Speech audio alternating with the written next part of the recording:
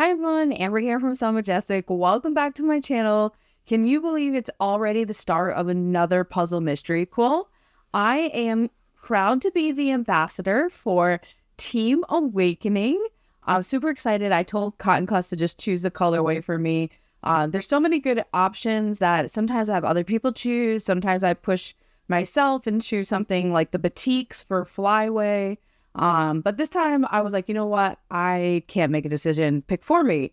And I'm so excited. The colors are a lot more vibrant than I expected. So that was a very pleasant surprise. If you don't know me already, this is my 7th puzzle mystery quilt as an ambassador. It is my 8th that I have sewn up. I actually learned to sew or learned to quilt through Cotton Cuts puzzle mystery quilt. So I am forever grateful. I am a self-taught sewist. So if you're not new here and you want to jump ahead, there's the timestamps in the description. But if you are new and you are new to the puzzle mystery quilt, I am going to take some time to really introduce you to everything, including the color card, which is so important because it has all our colors, all our different fabrics labeled on the back. I am sewing up a large. So if you are sewing up a large, you'll be able to follow along with me, even if your colorway is not awakening. I also have in the description how you can find your clue if you are prepaid. If you are month to month, this will get mailed to you as well with your clue. Also, if you have not signed up and this looks like a lot of fun, their signups are still open. So I will also have the link to the signups for the puzzle mystery quilt, as well as where you can find this clue. I'm going to take some time in the beginning to walk you through how to read it, some tips and tricks, things that I do to help and keep everything going smoothly for myself. And this month, you can see we have 4 of section 1A and 2 of section 1B. So let me show them to you. So this is section 1A. And I'm not sure how it's showing on your screen, but so much more vibrant than I expected. I'm obsessed. And section 1B. And I always like guessing since we don't know what the end result will look like. And to me, this looks like a star. And the theme is Field of Dreamers. So I'm really hoping there's like stars. I just like picture this night sky. But that's my guess. So we'll see if I am right. So if you are new here, I include timestamps in the description for each step. I sew one of each block for my tutorial, and then I usually sew the rest on a Tuesday night live that I do. So I'll have all the information in the description. Let me know in the comments which colorway you're sewing. I'm looking forward to having you here. If you are new, I would love if you subscribe or give me a thumbs up. It does help my channel grow. I appreciate it so much, and enjoy the tutorial. All right, so I have everything laid out here for what I need for my first clue. So when you opened up clue 1, you had all your pieces and you had a bonus gift. Mine came with this Cotton Cuts pen. These are some of my favorite pens. I hoard these when they come in. So I'm super excited to get that. So I'm just going to set it aside because when I'm done with my blocks, I always put them into this bag. The other thing that I have near me is I have my clue card. I take this out every single time because not only does it have important dates inside, tells you how to join the Facebook group if you have a question, if something is missing, like all this information about the quilt, and some frequently asked questions, tips and tricks. So make sure you are reading these. But the most important part to me is the back, because that tells us our fabric letters and which fabric goes along with it. So that being said, I have printed out my clue because I have my box up front. I have to print mine. If you're doing the monthly, they ship the clue for you. So to walk through this first clue, the first page tells us how many blocks and how many sections we have. So there's 4 of the same. You can see that they're labeled 1A. So month 1 has an A block and a B block. So we'll be making 4 of these and 2 of these. On my tutorials, I always make 1 and 1. That way you can just kind of follow along with me. and you'll know how to do one. The others I try to do on my lives. The other thing is that this here tells you how many pieces are in the pack. You can count them if you want. I don't really count them personally, but I do follow this layout. So you can see here I have a wool pressing mat, which I like to leave near my machine so I can press as I go. I have a mini steam fast iron. I just purchased this at Walmart, and it works great, and it works perfect for what I need as far as pressing. But what I was saying about the clue here is I have laid out my pieces, and I have laid them out in the order that they are here. So that, in coordination with this clue card with the letters, helps me make sure that I am grabbing the correct pieces when the time comes. I am also sewing on a Singer 5528. It is an older Singer, and I'm using Gutermann thread, which is a polyester, and a 7010 universal needle. Those are my preferences. You can sew with whatever thread or needle is your preference. I just find that works best for me. So now we'll turn to our second page, and we'll get into a little bit about the instructions. So you'll see you have the instructions for section 1A and then section 1B. And as we go through these, it will tell me how many pieces I need. So that times 8 tells me that I'm going to need to make 8 of this little section here. Now, I always divide that number by how many blocks. So for the first one, I have 4. So if I'm only making 1 block, you'll see me only make 2. But if you're sewing them all at once, you always want to follow these small numbers here on your clue. The other thing to keep track of are these little arrows. That tells us which way we are pressing our seams. So I will also be following that as we go through. And lastly, it does tell you how much or how wide it should measure. So for example, this should finish at 3.5 by 3.5. I honestly never measure and trim my blocks. I find that as long as you are using a consistent seam allowance, that they will come together nicely. So there are some people who trim them. I do not follow that. I have never followed that, even when I was starting cotton cuts, and my quilts have always worked out. The other thing is I sew at a full 1/4 inch seam allowance. I have the marking on my machine over here. I don't tend to use a walking foot. If those work better for you, you can. If you are comfortable with a scant 1/4 inch, you can do that. I just find that I'm not very accurate with that. So the most important thing is keeping an accurate seam allowance. So I just go with the full 1/4 inch. Off the top of my head, those are the things that I think you would need to know if you are new to the Cotton Cuts Puzzle Mystery Quilt. If I did not answer something, please ask me in the comments. I will get back to you. I've been doing these for a little while, so I'm trying to think of it as a beginner, what was helpful for me to know. So if I did forget something, just let me know, and I'm more than willing to help you out. Okay. So now that we've gone through our clue, let's get to the actual sewing. So our first step, we need a small C triangle. So for the Awakening, it is a green. And because we're going to have 8 of these, I'm going to make 2. If you're making all 4 blocks, you want 8. And we are pairing it with a small A triangle. And for this colorway is this beige color. And so I always lay mine out so I know that I'm putting them together properly. So now you want to put them right sides together. When I was first starting, I did clip them or pin them into place. So if you want to clip or pin, you can. Now that I'm a little bit more proficient, I just pull them over to my machine. A couple things I recommend. I don't like using like a leader piece of fabric, so where you sew a piece of fabric first. Sometimes the fabric gets pushed down in the feed dog. So what I like to do is just line mine up, make sure my threads are out to the side, I like to put my needle down manually, then hold my threads and start sewing.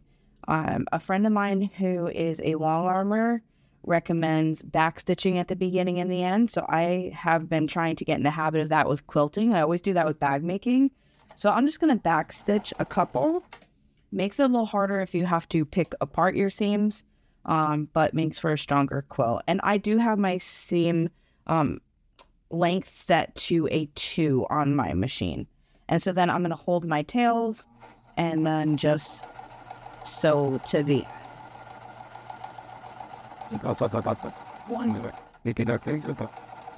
I just did a little back stitch there, and I'm not lifting my presser foot or cutting my threads. I'm actually going to sew the second piece, putting them right sides together, making sure they are aligned, and then this acts like a leader and pulls this second one through. So I really like doing that if I can chain stitch these when there's multiple of one step. And so this case you'll have 8. I'm doing the 2.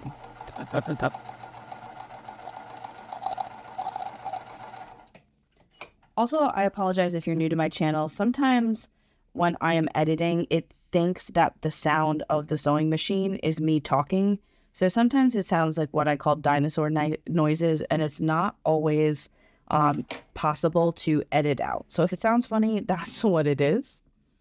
Okay, and for these, our arrow is pointing towards our C block.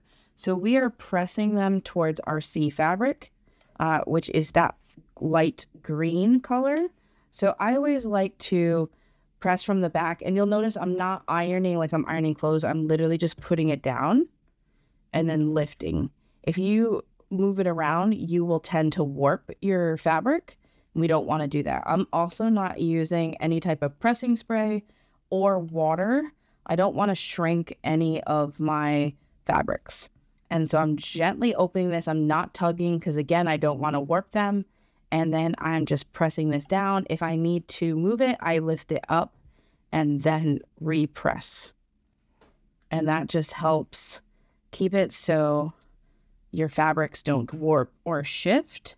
I've noticed huge improvements of my quilt as I've gone along, of just being more and more precise. So definitely take some practice. It's a good habit to get into. Okay, so this is our step 1. You should have 8 of these, and you're going to set it to the side. So now you're on step 2. You're going to make 4. I'm going to be making 1. We need our medium size D triangle. So for us, that's that darker blue. And then 2 small A triangles. We're making what's called a flying geese. So you can see like geese fly with the V, and we have our V shape and the sides. So you can start on the left or the right. It doesn't really matter. I'm right-handed. I think on the directions, on the directions it says go to the right.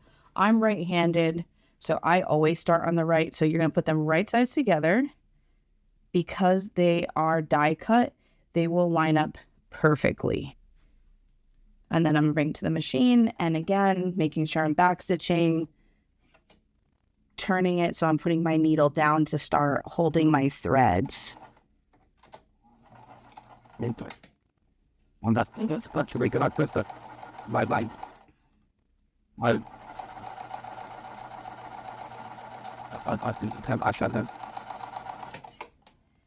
And what's important as well for this step is we have to press this open before we can sew our second side. Otherwise, our fabric will get trapped wrong side facing up. So again, I like to press on the wrong sides first and then gently open my seams. And give a good press from the front. So I want these seams as flat as possible. Some of the blocks you'll see there's a lot of fabrics coming together. And so now we're going to do the same thing on the left-hand side. So I am just folding this right sides together. Again, even though I've already sewed that piece, you'll see that it should line up perfectly.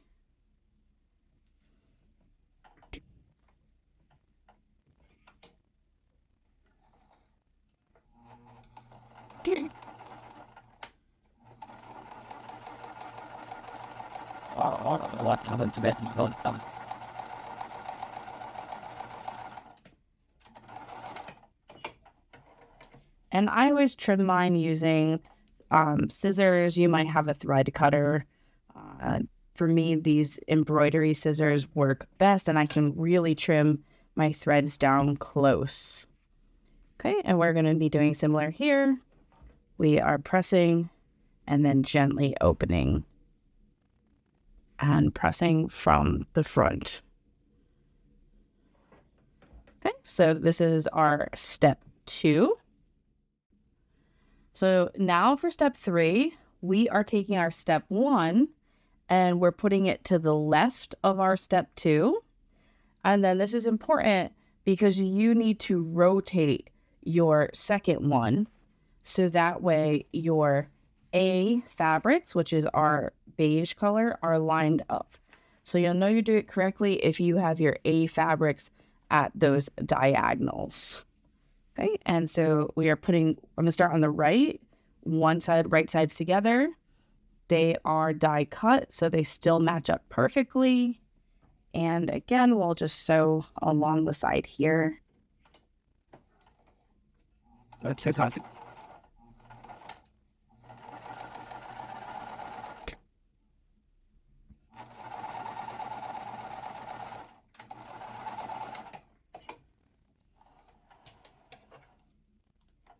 And this is where it really starts to pay attention. It's important to pay attention to your pressing because for these, our seams are going to be pressed towards that center flying geese.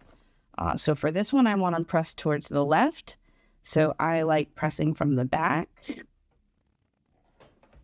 and then gently opening this up. And give it a good press from the front. And you can see my seam allowance has wiggled a little bit, or my fabric, so it's a little bit lower down here.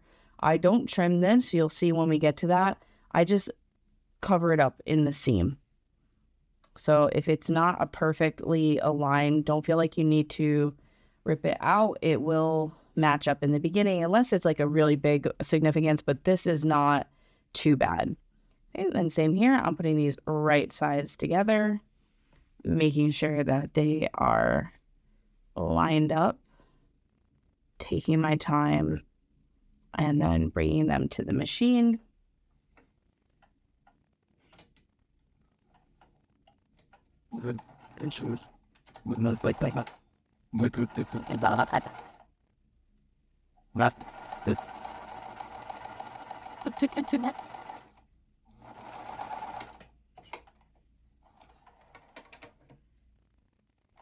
Okay, and again, these seams are going to get pressed towards the inside, so towards that flying geese.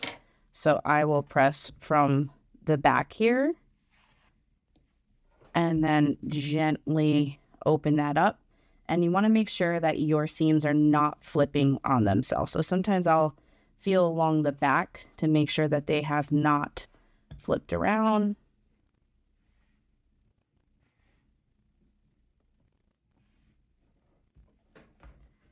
And so this finishes our step 3. You should have a nice long piece like this. You know you've done it correctly because your 2 C triangles are on the top right and top left, and your A fabric forms those diagonals. So I'll just set it to the side. Now we are on step 4.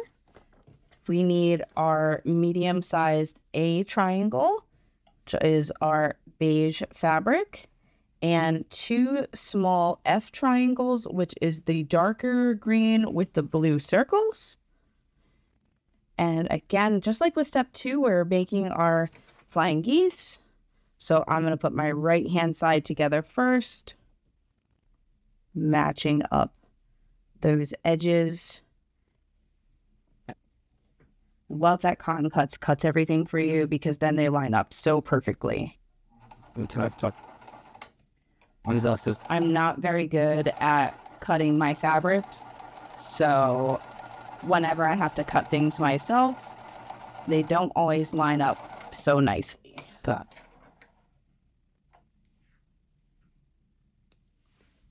And just like last time, we had to press open our seams. What's nice about this way is that almost, I think every single time I've ever sewn a flying geese, usually your seams are pressed open towards that small triangle.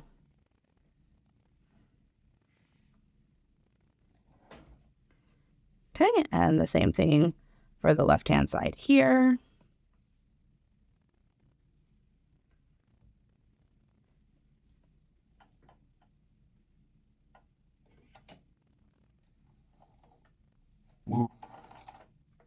Out.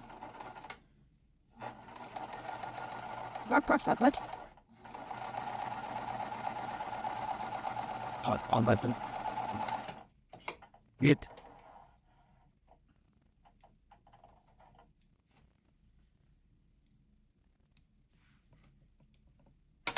Okay, and same thing here.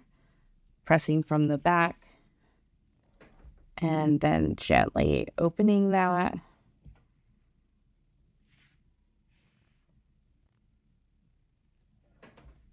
All right, and this finishes our step 4. We're going to leave it here because we need it for the next step. Now we're on step 5. It's very similar to step 3, except we are just using 2 small A squares, which is our beige fabric. It's kind of nice because you don't have to worry about them facing a certain direction. Also, my prints aren't really directional. If you are following along and you're using one of the colorways that has more directional fabrics, I recommend varying them like different ways. Because it's a mystery quilt, we don't know the orientation of each of these blocks at the end. So if you do a good variety of mixing them up, that will make it so that at the end, they should all kind of be facing different directions.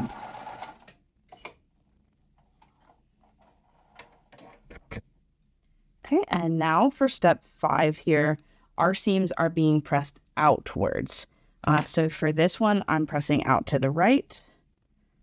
So press that there first, and then gently open.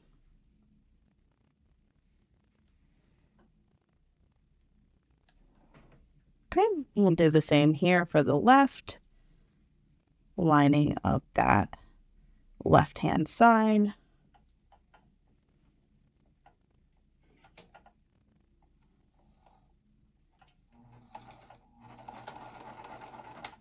I don't think that. Oh, it's not a bit of that go what? What?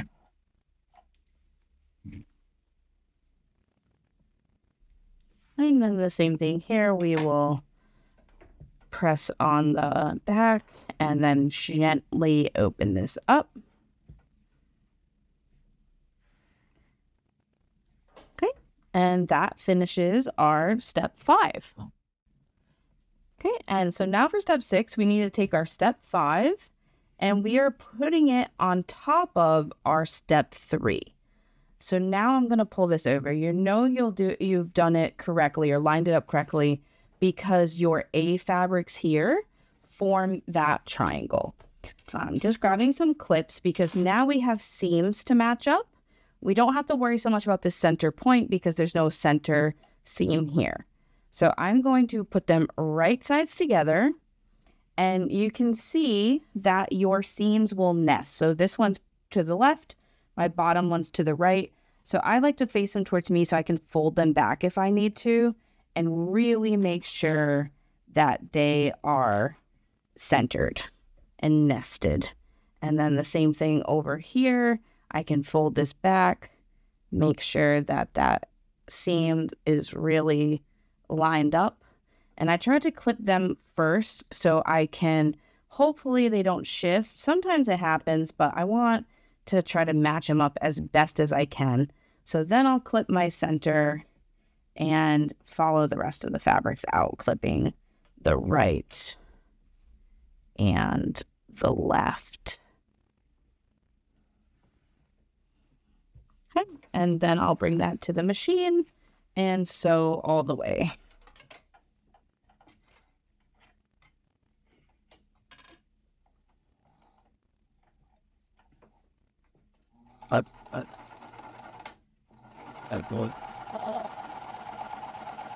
And I don't unclip them or unpin them until I get right close to the presser foot. And that way, hopefully my seams or my fabric does not shift too much. Sure.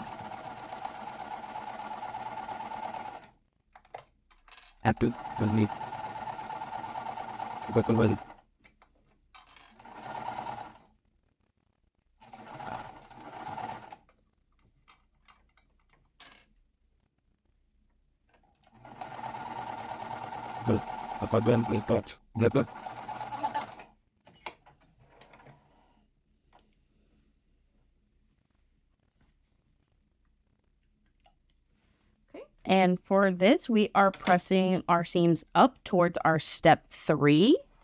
So I like to give it a nice press from the backside here.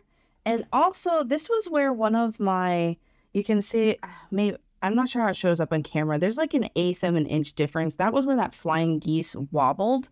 But I wasn't worried about trimming it. So now you can see that it really just kind of blended right in with this. It didn't affect my seam allowance. I just made it work into that seam allowance. And I'm very happy. My points line up pretty nicely. I want to make sure. Sometimes my seams want to flip back on themselves. You can get what's called a clapper, which is like a wood that will kind of help. You can put on top of your seam after you press it to keep them really flat. Okay. And that finishes up our step 6. So now our last step, step 7, we just need a long D rectangle. Again, you're going to be making 4 of these. I'm going to make the 1, and it's going to go just along the bottom. Now here, I use a full 1/4 inch seam allowance. So my fabric, when I lay this out, is, well, it's about cut right. Sometimes, depending, it might be a little bit longer. If that's the case, you can just kind of center it and overlap it. Do not trim it until after you sew, kind of like what I was talking about before about building into that seam allowance. And you can see here, like the beige color comes down a little bit. So this is where I'm just folding it right sides together and then lining it up across. And so even when I'm clipping, you can see that there's a little bit of that beige overhang. And that's what I mean about it getting caught up in the seam allowance, getting sewn in. The rest of it is straight, so that will just get hidden. And that's why I don't worry about trimming any of these. I've seen people where they trim them and then they made a mistake. And to me, once you start trimming, you can't get that fabric back. So I'd rather just leave it as it is and build it into the quilt. What was nice about this piece as well is that since it's a solid piece of fabric, we didn't have to worry about any of our seam allowances. The only thing is when you're sewing them, you want to make sure that they don't like flip back on themselves. Sometimes my presser foot pressure, I can't really adjust it. And sometimes it does want to flip the seams. So I just try to be really, really mindful of that as I am sewing. And like I said, sometimes it will flip them, but for the most part, I can kind of catch it before it happens. And this is our step 7. We are pressing our seams down towards that long D rectangle that we have just attached. I was just checking here to make sure. And you can press again if you need to, especially where like this has 6 different pieces of fabric coming together up here. So you might find that it needs a little bit more pressing than some of the other seams. All right, so this finishes up our 1A block, and you should have 4 of them. So now we are sewing our B block. We have 2 of them. So our section 1B is here. All our numbers that we need to sew are here on the right. I'm cutting them in half because I'll be sewing 1 block on camera.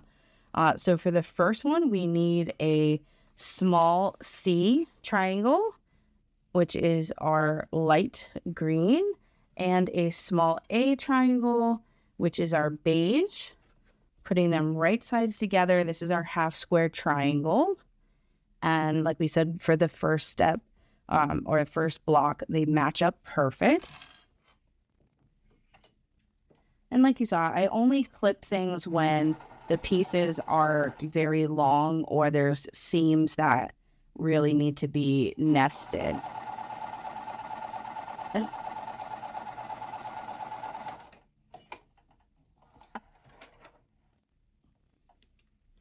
And for this one, our seams are going to be pressed towards our C fabric. So for the awakening, we are pressing towards that green. And I'm so excited about this colorway. The fabrics are much more vibrant than I thought they appeared on my screens. Okay, and now for step 2, I'm going to move this to the side. For step 2, we're doing another half square triangle. You'll make 2. I'm going to have 1. And we need a small B fabric, which is our light blue, and our small A. So you could even do steps 1 and 2 together.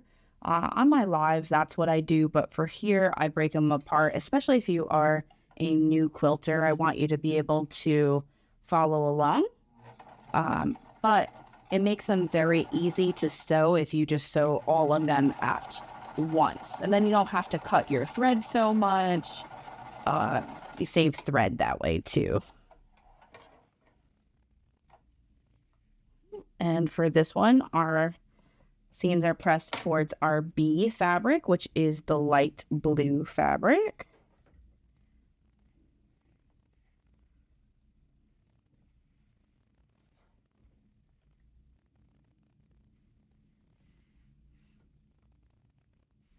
Okay, so now we have our step 1 and our step 2. So for step 3, we need to sew our step 2, which is this one here with our B fabric, to the left of our step 1. So you can see that it's matched up. You want your B in the top left, your C here, and both of your A fabrics to the bottom right. And so I'm going to put them right sides together. It's very easy to accidentally turn this if you are not clipping, so just make sure you are being mindful and you are sewing the correct side.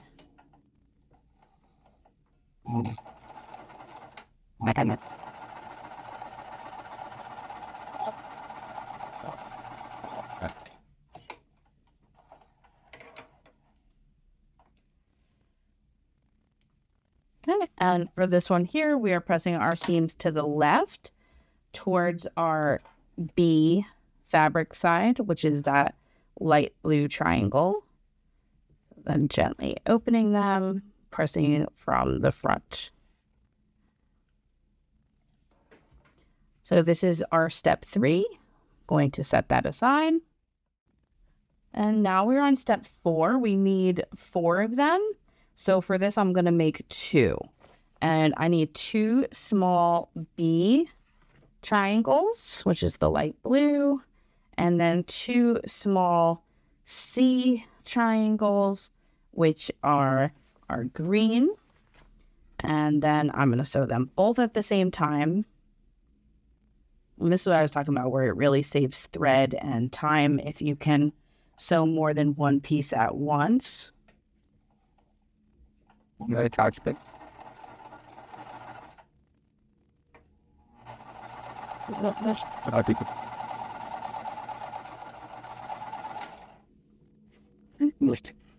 And then now adding in this second piece here.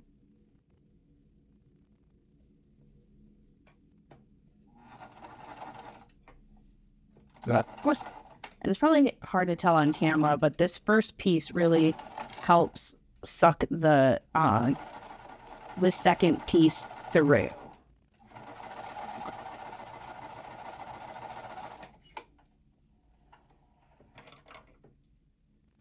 I was just checking to see if there's, yeah, okay, it did. My bobbin sounded funny. Like once you start to know your machine, if you have been sewing a long time, I was like, did I run out of bobbin? But you can see that it really like bird nested here. So I'm not sure exactly what caused it, because then you can see that this went straight. So I'm gonna turn off the camera for a second, pick this out, and then re-sew it and come back. All right, so I'm back and I have fixed this piece. So now this is still our step 4, and we are pressing them to the top left towards our B triangle.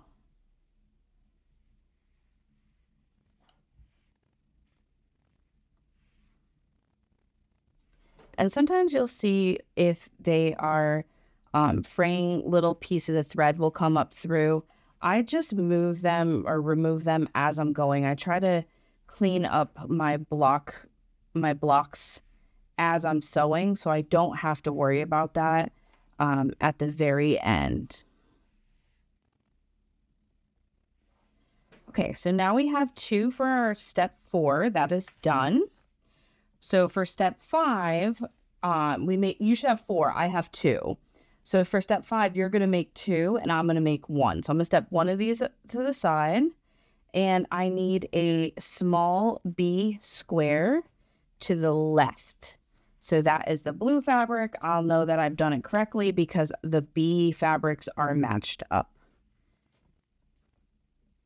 And again, just making sure that I am putting it to the correct side, sewing the correct side.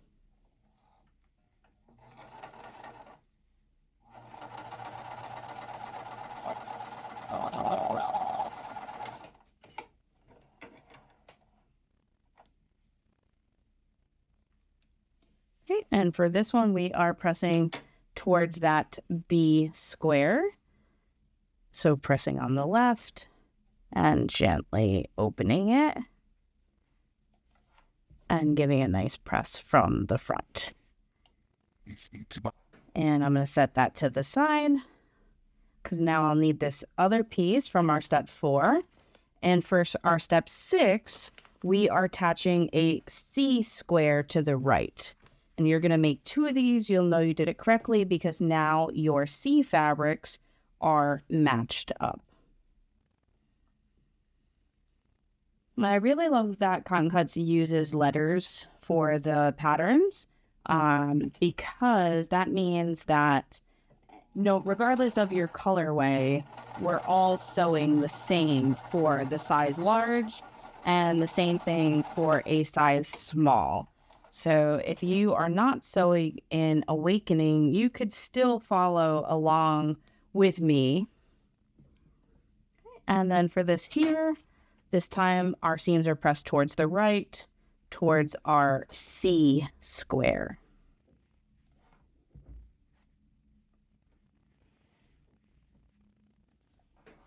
Okay, and that finishes up our step 6. Now we're on step 7. We need to take our step 5, which is our piece here that had the blue or the B fabric to the left, and we need to put it on top of step 6. You'll know you did it correctly because your blues are all together, your greens are all together, and there is a seam. So I'm going to put these right sides together. If you have pressed everything correctly, your seam will nest. So I always clip that center seam and then clip going out. I'm making 1 of these for the tutorial. You will have 2 of these. And then take it to the machine.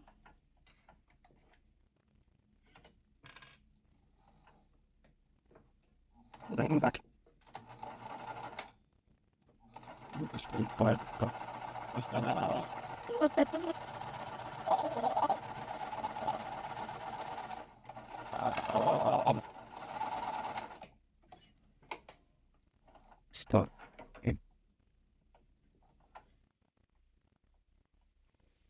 Okay, and for this one here, we are pressing our fabrics up towards that B square, towards our blue. So I'll press from the back here first, and then gently open them. Oh yeah, I'm super excited. The point lines up very nice. I really took my time clipping. My first quilt, they did not line up so often. So it's really nice to see the progression. And you can see I'm pulling a, where it has kind of frayed, that was coming up through the seam. So I'm just getting rid of that. Okay, so that is our step 7. And now our last step, our step 8, we are joining our step 3 to the bottom. So our step 7 is on top of our step 3. And you'll know you have done it correctly because your green or your C fabrics are all lined up, and it looks like a star. So again, I'm going to put this right sides together. My seams nest, meaning one is going to the left, the bottom one's going to the right. So they should line up perfectly, and I can clip them. And then clipping out along the bottoms here. And then swing.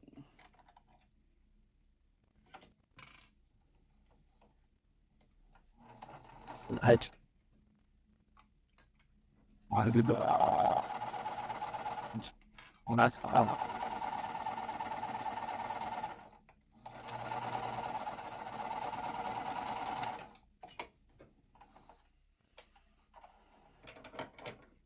And for this, our seams are going to be pressed up towards the larger piece. And then gently folding them open. And again, I'm really happy with how those points have matched up. And I always try to press that point first, especially because like here, you have 4 different fabrics coming together. So they can be kind of thick. All right, so you should end up with 2 of these. This is your 1B block. All right, so Cotton Cuts has added these labels. You can see there's 4 of 1A, 2 of 1B. So you can cut these out and attach them. I used to use sticky notes, so this is a great option that you can use. And then what I do is I always fold up my blocks if they're large, and after you label them, and I always keep my clue. That way, if I don't label them, I can remember which piece is on my 1A, which is my 1B, and then I will put them back into my clue 1 bag. And then I put this back into my box so I don't lose anything. Before I do that though, Cotton Cuts has also included a flat Nancy. All the instructions are here. So make sure you take a picture of your completed blocks with your flat Nancy. Take a nice photo. And if you use this hashtag and put it into the Cotton Cuts group, all the information's on the back and you could win a gift card. So that finishes up our month 1. So we have just finished up month 1 already.